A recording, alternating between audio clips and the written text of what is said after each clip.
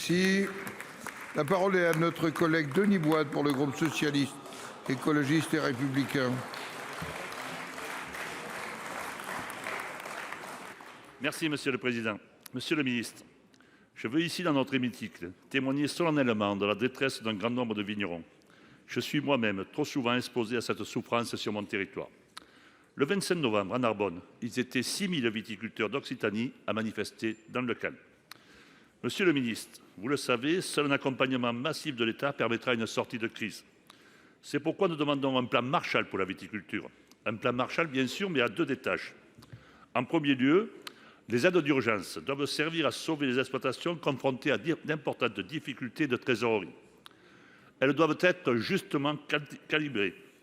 Il faut que les fonds soient débloqués rapidement afin d'être réellement utiles et efficaces et qu'aucune exploitation ne doit être laissée sur le côté. Une année blanche doit également être mise sur la table.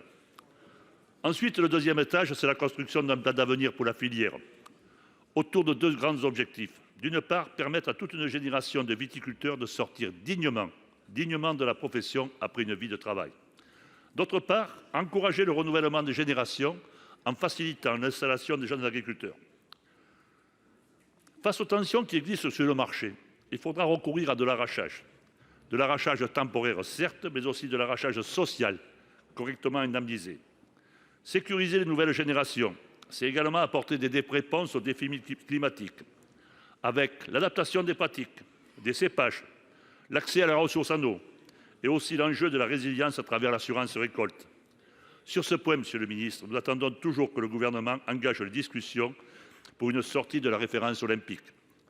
Monsieur le Ministre, pouvez-vous aujourd'hui rassurer les hommes et les femmes qui, par leur savoir-faire, font la fierté de nos territoires? Pouvez-vous leur apporter des réponses, d'abord sur un juste calibrage des mesures d'urgence, ensuite sur un plan d'avenir pour la filière? Merci.